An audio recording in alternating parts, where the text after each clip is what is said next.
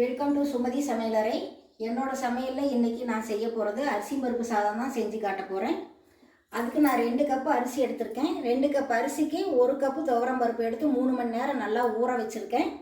அந்த அரிசி பருப்பு சாதத்துக்கு 2 கத்திரிக்காய் சுட்டு பிசைய போகிறேன். இது சைட் டிஷ்ஷாக சூப்பராக இருக்கும். எப்படி செய்யலான்னு பார்க்கலாம் வாங்க.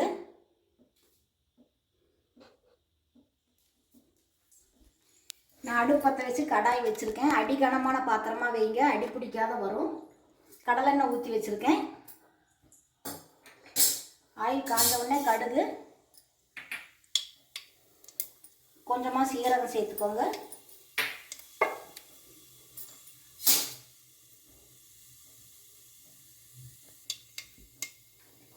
சீரகம் நல்லா பொரிஞ்ச உடனே சின்ன வெங்காயம் சேர்த்துக்கோங்க. நான் 20 சின்ன வெங்காயம் முழுசாகவே சேர்த்துறேன்னா 2 கட்டி பூண்டு எடுத்திருக்கேன். சின்ன வெங்காயம் பூண்டு சேர்த்தன வரைக்கும் அரிசி பருப்பு சாதம் நல்லாயிருக்கும். நல்லா எண்ணெயிலே கொஞ்சம் நேரம் நல்லா வதக்கி விடுங்க. வெங்காயம் பூண்டு ஓரளவு வதங்கிடுச்சு பாருங்கள். இப்போ 2 தக்காளி கட் பண்ணி வச்சுருக்கிறேன், சேர்த்துடலாம். கூடவே மஞ்சள். தக்காளி கொஞ்சம் நேரம் வதக்கி விடுங்க, ரொம்ப குழைய விட வேண்டாம்.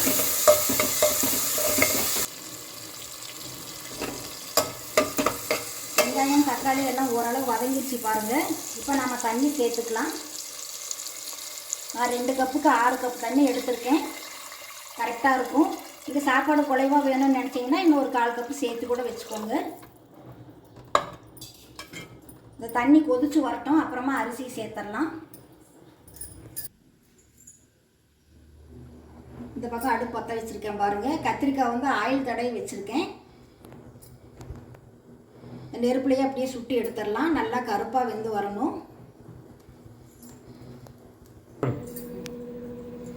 கத்திரிக்காய் பாருங்கள், எல்லா பக்கமும் திருப்பி விட்டாச்சு. நல்லா கருகுன மாதிரி ஆயிடுச்சு பாருங்கள். இப்போ எடுத்து இதை பச்சை தண்ணியில் போட்டுடலாம். இன்னொரு கத்திரிக்காயும் வச்சிடலாம். அதே மாதிரி திருப்பி விடுங்க. இப்போ பாருங்கள், தண்ணி நல்லா கொதிச்சு வந்துருச்சு. இப்போ நாம் ஊற வச்சிருக்கிற அரிசி பருப்பு 2ஐயும் சேர்த்துடலாம்.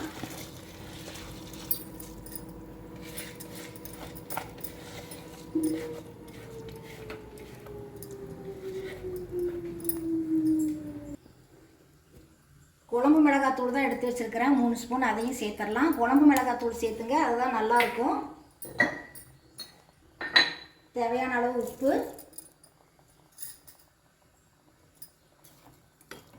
நல்லா கலந்து விடுங்க. கொஞ்சம் கொதிச்சு வரட்டும்.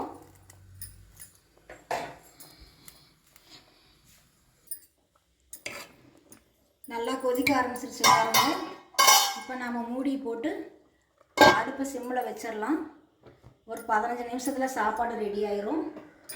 இந்த பக்கம் கத்திரிக்காயும் ரெடி ஆயிடுச்சு. இதை எடுத்து பச்சை தண்ணியில் போட்டுடலாம். ஆறுனதுக்கப்புறம் தோல் எடுத்துடலாம். அப்புறமா பிசைகிறத காட்டுறேன்னா.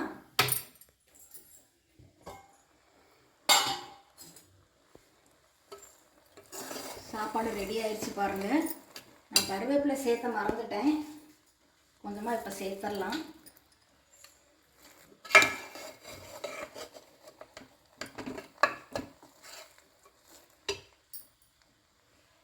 இப்போ மேலோட கடலெண்ணெய் கொஞ்சம் ஊற்றி அடுப்பு ஆஃப் பண்ணிடுங்க. ஒரு 5 நிமிஷம் விட்டு எடுத்திங்கன்னா சாப்பாடு ரெடி ஆயிரும். நான் அடுப்பு ஆஃப் பண்ணிவிட்டு மூடி போட்டுடுறேன்.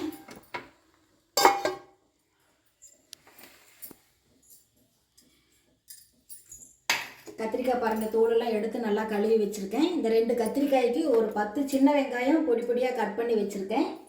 அது கூடவே கொஞ்சம் மஞ்சள் பொடி, காரத்துக்கு குழம்பு மிளகாத்தூள், உப்பு, இதை சேர்த்துடலாம். கொஞ்சமாக புளி தண்ணி. இது கூடவே இந்த கத்திரிக்காயை போட்டு நல்லா பிசைஞ்சிடலாம்.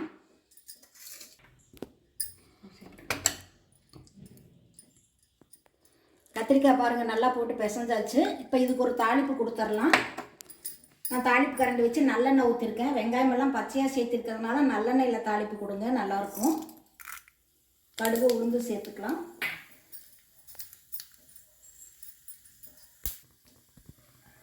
கொஞ்சமாக கருவேப்பிலை, கொஞ்சம் பெருங்காய பொடி சேர்த்துடலாம்.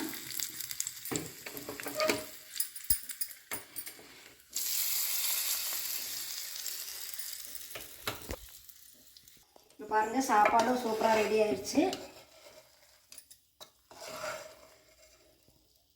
சாப்பாடை வேறு ஒரு பவுலுக்கு மாற்றிட்டு உங்களுக்கு நான் காட்டுறேன். அரிசி பருப்பு சாதம் சூப்பராக ரெடி ஆயிடுச்சு பாருங்கள்.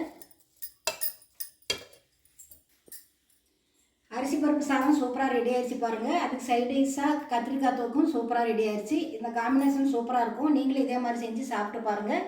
கடலெண்ணெய் ஊற்றி சாப்பிட்டாலும் நல்லாயிருக்கும், நெய் ஊற்றி சாப்பிட்டாலுமே நல்லாயிருக்கும். நீங்களும் இதே மாதிரி செஞ்சு சாப்பிட்டு பார்த்துட்டு கமெண்ட்ஸில் சொல்லுங்கள். நிறைய பேர் வீடியோ சப்ஸ்கிரைப் பண்ணாதையே பார்த்துட்டு இருக்கிறீங்க, சப்ஸ்கிரைப் பண்ணி விடுங்க. உங்களை நான் அடுத்த வீடியோவில் சந்திக்கிறேன். தேங்க்யூ.